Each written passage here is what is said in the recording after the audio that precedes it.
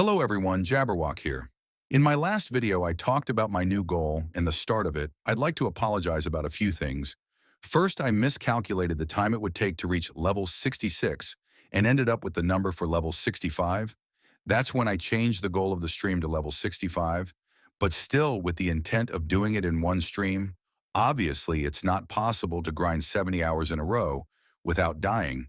So I meant that I would be grinding all day, every day until I'd reach level 65.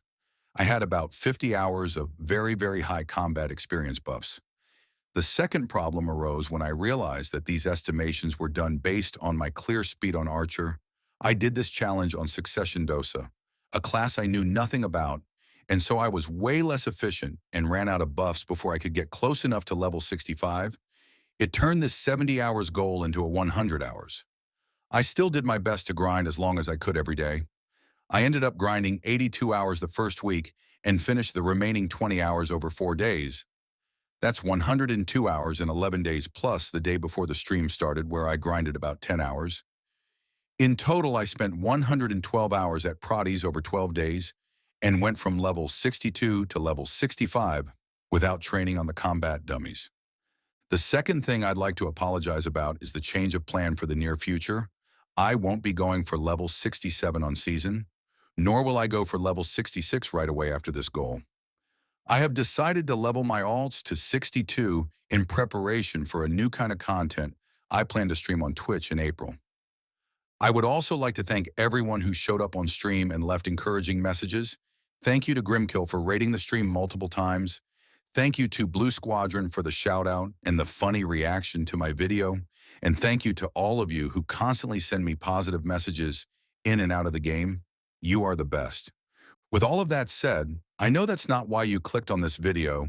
You want to know how much silver I made during this grind.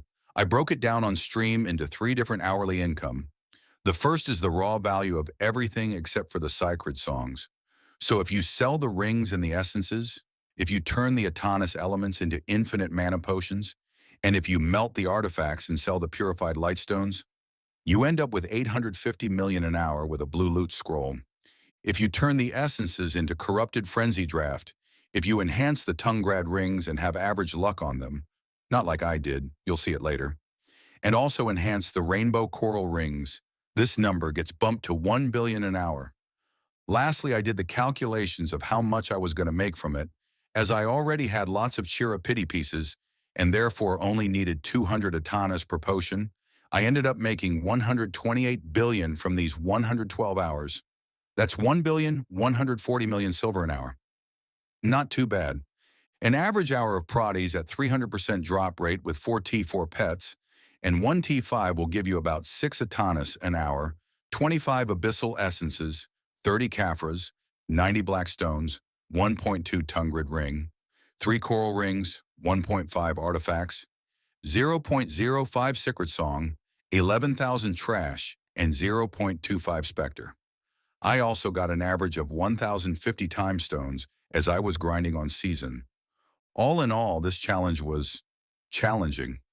I enjoyed the difficulty of grinding that much that many days in a row, but this isn't my style. I usually grind 4 to 6 hours a day, but this experience showed me what I can do if I really want to.